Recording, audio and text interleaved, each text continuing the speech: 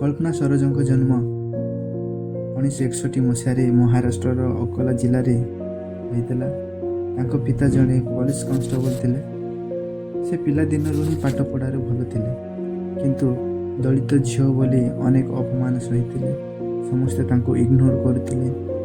ତାର ସ୍ୱପ୍ନ ଥିଲା, ମୁଁ ବଡ଼ ହୋଇ ଡକ୍ଟର କିମ୍ବା ଶିକ୍ଷକ ହେବି, କିନ୍ତୁ ତା ସ୍ୱପ୍ନରେ ହିଁ ରହିଗଲା। ଯେତେବେଳେ ସେ 12 ବର୍ଷ ବୟସରେ ଥିଲେ, ସମାଜର ଚାପରେ ତାଙ୍କ ଦାଦା ବାପା ମୁମ୍ବାଇରେ ଥିବା ଏକ ପୁରୁଷ ସହ ବିବାହ କରାଇଦେଲେ। ସେଠାରେ ସେ ଘରୋଇ ନିର୍ମମତା, ଅପମାନ ଓ ଅତ୍ୟାଚାରର ସମ୍ମୁଖୀନ ହେଲେ। ଏତେ ଛୋଟ ବୟସରେ ଏତେ କଷ୍ଟଦାୟକ ଜୀବନ ଦେଖି ସେ ପୁରା ଭାଙ୍ଗି ପଡ଼ିଥିଲେ। 2 ବର୍ଷ ପରେ ତାଙ୍କ ବାପା ତାଙ୍କୁ ଘରକୁ ଫେରାଇ ଆଣିଲେ, କିନ୍ତୁ ସେ ଗାଁକୁ ଫେରିଲା ପରେ ସମାଜ ତାକୁ ଗ୍ରହଣ କଲା ନାହିଁ। ଗାଁ ଲୋକେ ତାକୁ ଅଶୁଭ ଝିଅ ବୋଲି ଅପମାନ କରୁଥିଲେ। ସେ ବାହାରକୁ ଯିବାକୁ ବନ୍ଦ କରିଦେଇଥିଲେ। ପ୍ରତିଦିନ ଗାଁ ଲୋକମାନଙ୍କର ଏହି ଅପମାନ ସହି ନପାରି ଦିନେ ସେ ଆତ୍ମହତ୍ୟା କରିବାକୁ ମଧ୍ୟ ଚେଷ୍ଟା କଲେ, କିନ୍ତୁ ତାଙ୍କ ବାପାଙ୍କ ପ୍ରୟାସରେ ସେ ବଞ୍ଚିଗଲେ। ସେହିଦିନ ସେ ଗୋଟିଏ ନିଷ୍ପତ୍ତି ନେଲେ, ଯଦି ମୁଁ ବଞ୍ଚିବି ତେବେ ନିଜ ଇଚ୍ଛାରେ ବଞ୍ଚିବି। 1978 ମସିହାରେ ସେ ପୁଣି ମୁମ୍ବାଇ ଫେରିଲେ। ଏଥର ସେ ନିଜେ ନିଜ ଜୀବନକୁ ଲଢ଼ିବାକୁ ନିଷ୍ଠା କଲେ। ସେ ଏକ ଟେଲରିଂ ଦୋକାନରେ କାମ ଆରମ୍ଭ କଲେ। ଦିନକୁ ମାତ୍ର 60 ଟଙ୍କା ରୋଜଗାର କରୁଥିଲେ। ଆସ୍ତେ ଆସ୍ତେ ସେ ସିଲେଇ ଶିଖିଲେ, ଟଙ୍କା ଜମା କଲେ ଓ ଗୋଟିଏ ଛୋଟ ସିଲେଇ ମେସିନଟିଏ କିଣିଲେ। ସେ କିଣିଥିବା ମେସିନ୍ ସହ ନିଜର ଗୋଟିଏ ଦୋକାନ ଆରମ୍ଭ କଲେ।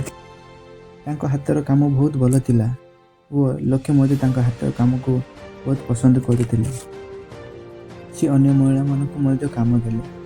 ଆସ୍ତେ ଆସ୍ତେ ସେ ଗୋଟିଏ ଛୋଟ ଉଦ୍ୟମୀଟିଏ ହେଲେ। ପରେ ସେ ସରକାରୀ ଲୋନ୍ ନେଇ ନିଜର ଗୋଟିଏ ଫର୍ଣ୍ଣିଚର ବ୍ୟବସାୟ ଆରମ୍ଭ କଲେ।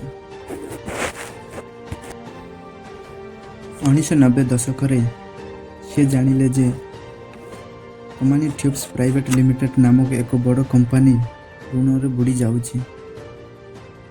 ସେହି କମ୍ପାନୀରେ ହଜାର ହଜାର ଲୋକ ରୋଜଗାର ହୋଇଥିଲେ। 2000 ମସିହାରେ ସେ ଏହି କମ୍ପାନୀକୁ ଟେକ୍ ଓଭର କଲେ।